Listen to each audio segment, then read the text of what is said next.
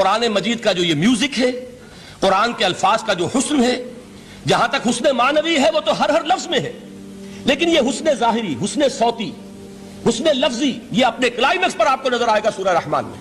اس کی 4 آیات پر ذرا توجہ کریں گے، عجیب حقائق سامنے آئیں گے۔ جہاں یہ قرآن مجید کے حسن صوت اور حسن لفظی کی معراج ہے، وہیں اس کی پہلی 4 آیات میں 4 چوٹی کی چیزوں کا ذکر ہے، سب سے اونچی چیزیں۔ پہلی آیت کیا ہے؟ الرحمن۔ ایک آیت ہو گئی۔ رحمان کیا ہے؟ اللہ کا نام ہے۔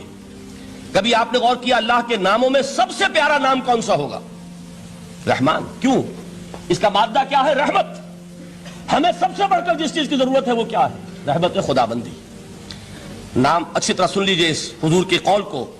حضور فرماتے کوئی شخص جنت میں مجرد اپنے عمل کی بنیاد پر داخل نہیں ہو سکے گا جب تک کہ رحمت خداوندی دستگیری نہ کرے۔ کسی صحابی نے بڑی ہمت اور جرأت کا ثبوت دیا کہ پوچھ لیا کیا حضور آپ بھی؟ جب آپ نے فرمایا کوئی شخص داخل نہیں ہو سکتا جنت میں محض اپنے عمل کی بنیاد پر جب تک کہ رحمت خداوندی جو ہے وہ دستگیری نہ فرمائے۔ پوچھا گیا کیا آپ بھی؟ آپ نے فرمایا ہاں میں بھی۔ آپ اندازہ کیجئے کہ اگر محمد الرسول اللہ بھی رحمت خداوندی کے ضرورت مند ہوں تو تاب دیگراں چہ رسد، ہماری تو سب سے بڑی ضرورت رحمت خداوندی ہے۔ اب یہ رحمت جو ہے قرآن مجید میں اللہ تعالیٰ کی یہ شان 2 الفاظ کے ذریعے سے آتی ہے، رحیم اور رحمان۔ اور کوئی مادہ نہیں ہے جس سے 2 نام بنتے ہوں اللہ کے، لیکن یہ مادہ ہے واحد رحمت کا کہ جس سے رحمان بھی ہے رحیم بھی ہے۔ رحیم صفت مشبہ ہے، رحمت دائم ہو جائے گی، مستقل ہوگی تو رحیم کہیں گے۔ اور رحمان، اس میں رحمت کی ہے وہ شان ہے کہ جیسے ٹھاٹھے مارتا ہوا سمندر ہو، ہیجان کی کیفیت، طوفانی کیفیت، رحمت خداوندی کا طوفانی جوش، وہ ہے رحمان۔ تو یہ اللہ تعالیٰ کے ناموں میں سب سے پیارا نام۔ اب آگے چلیے، الرحمن علم القرآن، رحمان نے قرآن سکھایا۔ رحمت خداوندی کا سب سے بڑا مظہر، رحمان کی رحمانیت کا سب سے بڑا مظہر قرآن ہے۔ ان میں جو منطقی ربط ہے اس کو سمجھتے جائیے۔ اچھا آپ یہ سوچئے، جو علم بھی انسان کو حاصل ہوا وہ کس نے دیا؟ اللہ نے۔ سائنس کا علم کس نے دیا؟ اللہ نے۔ علم آدم الاسماء کلہا، وہ علم الاسماء جو حضرت آدم کو دے دیا گیا تھا ازل میں، یہ اسی کا ظہور ہے، یہ اسی کی ایکسفولیشن ہے جو ہو رہی ہے اور ہوتی رہے گی ابھی۔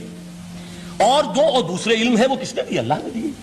لا یحیطون بشیء من علمہ الا بما شاء، مخلوق میں سے کوئی اللہ کے علم میں سے کسی شے کا احاطہ نہیں کر سکتا مگر وہ جتنا اللہ دینا چاہے۔ لیکن یہ کہ تمام علوم میں چوٹی کا علم قرآن۔ نوٹ کرتے جائیے، اب چوٹی کی چیزیں جمع کیجئے۔ اللہ کے ناموں میں چوٹی کا نام رحمان، اللہ نے جو کچھ انسان کو سکھایا اس میں چوٹی کا علم قرآن۔ خلق الانسان، انسان کو پیدا فرمایا۔ سوال یہ کہ حیوانات کو کس نے پیدا فرمایا؟ آسمان کس نے پیدا کیے؟ زمین کس نے پیدا کی؟ فرشتے کس نے پیدا کیے؟ کیا مطلب خلق الانسان؟ اس کی تمام مخلوقات میں اس کا کلائمیکس، اس کی تخلیق کی معراج، اس کے تخلیق کا نقطہ عروج انسان ہے۔ یہ ہے کہ جو مسجود ملائک بنا ہے۔ وَلَقَدْ كَرَّمْنَا بَنِي آدَمَ وَحَمَلْنَاهُمْ فِي الْبَرِّ وَالْبَحْرِ وَرَزَقْنَاهُمْ مِنَ الطَّيِّبَاتِ وَفَضَّلْنَاهُمْ عَلَىٰ كَثِيرٍ مِّمَّنْ خَلَقْنَا تَفْضِيلًا۔ تو تخلیق میں سب سے اونچی تخلیق انسان کی، علموں میں سب سے اونچا علم قرآن کا، اللہ کے ناموں میں سب سے اونچا نام رحمان۔ اب آئیے چوتھی چیز، علمہ البیان، انسان کو بیان کی صلاحیت عطا فرمائی۔ کیا اور کوئی صلاحیت عطا نہیں کی؟ بینائی کس نے دی؟ اللہ نے۔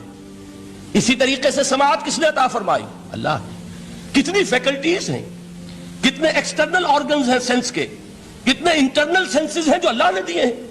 لیکن یہاں بھی سمجھ لیجئے جتنی فیکلٹیز ہیں ہیومن فیکلٹیز، ان میں ٹاپ کی فیکلٹی جو ہے وہ اسپیچ ہے، کلام ہے، بیان ہے۔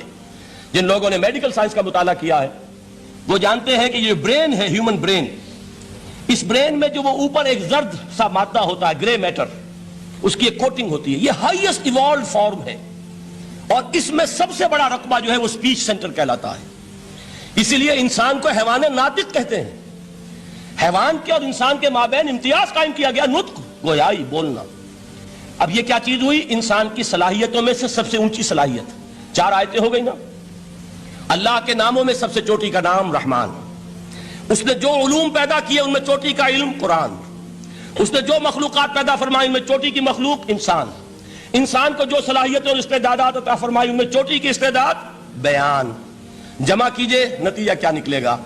وہ نتیجہ ایک حدیث نبوی کی شکل میں سامنے آتا ہے۔ پہلی حدیث میں نے یہی پڑھی تھی، اس کے راوی کون ہے؟ عثمان ابن عفان۔ میں حیران ہوتا ہوں وہ قافیہ یہاں بھی موجود ہے، رحمان قرآن، بیان انسان، عثمان عفان، باپ کا نام بھی اسی وزن پر ہے، عثمان ابن عفان۔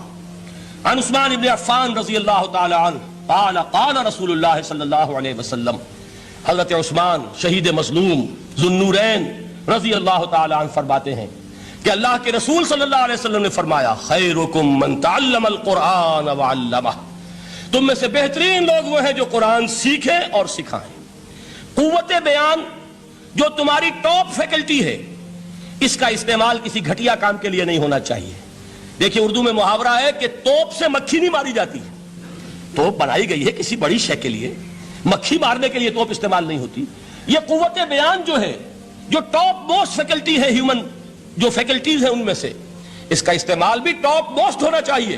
قرآن کو بیان کرو، وہ جیسے کہ علامہ اقبال نے کہا ہے، بلکہ غالباً ان کے قبر پر آس پاس جو اشعار لکھے ہوئے ان میں سے ایک یہ بھی ہے، اگر یک قطرہ خونداری اگر مشتے پرے داری بیابامن تو آموزم طریق شاہ بازی را، اگر تمہارے اندر ایک قطرہ بھی خون کا ہے اور مٹھی بھر بھی پر اگر اللہ نے دیے ہیں تو میرے پاس آؤ کہ میں تمہیں شاہبازی کے طریقے سکھاؤں۔ اسی طرح جان لیجئے اگر اللہ نے قوت گویائی عطا فرمائی، اگر اللہ نے تمہیں حیوان ناطق بنایا، اگر اللہ تعالیٰ نے تمہیں یہ صلاحیت عطا فرمائی، اس صلاحیت کا مصرف دنیا کو نہ بناؤ، اس صلاحیت کا مصرف اللہ کے کلام کو پھیلانے پر اس کو صرف کرو۔ خیرکم من تعلم القرآن وعلمہ، خیر جب لفظ آتا ہے بغیر من کے، ورنہ تو آتا خیر من ہو تو یہ ہوگی کمپیریٹیو جو ایک ایڈجیکٹیو جو ہوتی ہے، لیکن یہ سپرلیٹیو ڈگری ہے جب بغیر من کے ہوگا۔ خیرکم دی بیسٹ امنگسٹ یو، جو تم میں بہترین لوگ ہیں وہ کون ہیں؟ من تعلم القرآن وعلمہ، جو قرآن سیکھیں اور سکھائیں، قرآن پڑھیں اور اسے بیان کریں۔